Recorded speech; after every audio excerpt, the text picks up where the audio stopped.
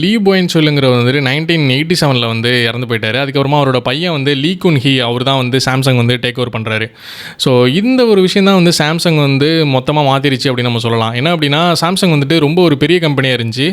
But அதில் வந்து நிறைய ப்ராடக்ட்ஸ் வந்து ஃபெயிலியராக இருந்துச்சு. நிறைய விஷயங்கள் வந்து அங்கே வந்து ஒரு சாம்சங்கோட பிராண்டை தூக்கி பிடிக்கிற மாதிரி நிறைய எந்த ப்ராடக்ட்டுமே இல்லை.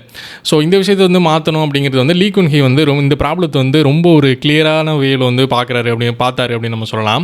ஸோ வந்துட்டு அவர் என்ன சொல்கிறாரு அப்படின்னா, நம்ம வந்து நிறைய குவான்டிட்டி ஆஃப் ப்ராடக்ட்ஸ் வந்து இது பண்ணுறோம், பட் குவாலிட்டி வந்து நம்மள்ட்ட இல்லை, சுத்தமாக வந்து குவாலிட்டியில் வந்து நம்ம காம்ப்ரமைஸ் பண்ணுறோம் அப்படிங்கிற மாதிரி அவர் வந்து சொல்கிறாரு.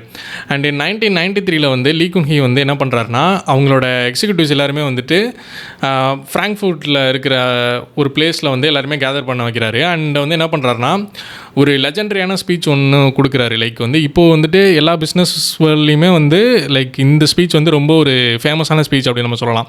என்ன அப்படின்னா, லைக் வந்து எல்லாத்தையுமே மாற்றிருங்க, உங்களோட ஒய்ஃபையும் உங்களோட குழந்தைங்களையும் தவிர எல்லாத்தையுமே சேஞ்ச் பண்ணுங்கள் அப்படின்னு வந்து அவர் சொல்கிறாரு. அண்டு இவர் இதனால் என்ன மீன் பண்ணுறாரு அப்படின்னா, நீங்கள் வந்து குவாலிட்டி மேலே ரொம்ப அப்சஸ்டாக இருக்கணும், குவான்டிட்டியில் வந்து நீங்கள் கவனம் செலுத்தக்கூடாது. ஒவ்வொரு ப்ராடக்ட்டுமே வந்து எவ்வளோ குவாலிட்டியாக மாற்றணும் அப்படிங்கிறத வந்து நீங்கள் வந்து புரிஞ்சுட்டு அதுக்கேற்ற மாதிரி பண்ணணும் அப்படின்னு சொல்கிறாரு. ஸோ எல்லாமே வந்து குளோபல் ஸ்டாண்டர்டாக இருக்கணும், கொரியன் கம்ஃபர்ட்டுக்கு வந்து இருக்கக்கூடாது. ஸோ வந்து இந்த கொரியன் ப்ராடக்ட் வந்து ரொம்ப நம்ம கொரியாவில் தயாரித்த மாதிரி இருக்கக்கூடாது, குளோபலாக எல்லா இடத்துலையும் உள்ள அந்த குளோபல் ஸ்டாண்டர்டுக்கு ஏற்ற மாதிரி நீங்கள் மாற்றணும் அப்படின்னு சொல்கிறாரு.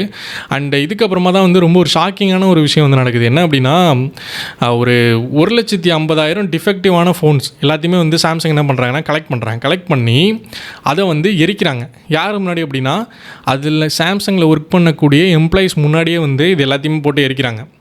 ஸோ ஹேமர்ஸ் யூஸ் பண்ணி அதை வந்து ஒன்றுத்தையும் உடைக்கிறாங்க, அப்புறம் வந்து ஃபயரை வச்சு இது பண்ணுறாங்க, எல்லாத்தையும் பயங்கரமாக டெஸ்ட்ராய் பண்ணுறாங்க.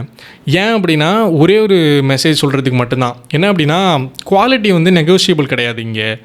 ஸோ குவாலிட்டி தான் வந்து ஃபஸ்ட்டு ப்ரையாரிட்டி அப்படிங்கிறத வந்து எல்லோரும் முன்னாடியும் வந்து இது சொல்லணும் அப்படிங்கிறதுக்காகவே இந்த ஒரு விஷயத்தை வந்து அவர் பண்ணுறாரு, லீ பண்ணுறாரு.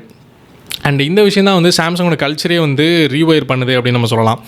ஸோ இதுக்கு வந்துட்டு அவங்கள்ட்ட பயம் இருந்துச்சா அப்படின்னு கேட்டால் கண்டிப்பாக வந்து இருந்துச்சு எல்லாருக்கிட்டையுமே. என்ன நம்ம பண்ணுற ப்ராடக்ட் வந்து இப்படி உடைக்கிறாங்களே, ஸோ வந்துட்டு எல்லாருக்குமே அந்த ஒரு பயம் இருக்குல்ல. ஸோ நம்ம ஒரு ப்ராஜெக்ட்டில் ஒர்க் பண்ணியிருக்கோம், அந்த ப்ராஜெக்ட் வந்து நம்ம கண்ணு முன்னாடியே வந்து டெஸ்ட்ராய் பண்ணுறாங்க, இது பண்ணுறாங்கன்னா கண்டிப்பாக எல்லாருக்கும் பயம் இருக்கும்.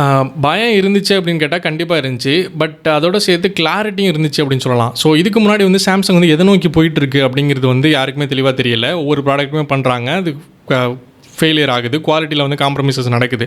பட் இனிமேல் வந்து குவாலிட்டி வந்து காம்ப்ரமைஸ் நீங்கள் பண்ணக்கூடாது, குவாலிட்டி தான் வந்து ஃபஸ்ட்டு ப்ரையாரிட்டி அப்படிங்கிறது வந்து எல்லா எம்ப்ளாயீஸ்க்குமே வந்து தெளிவாக தெரியுது.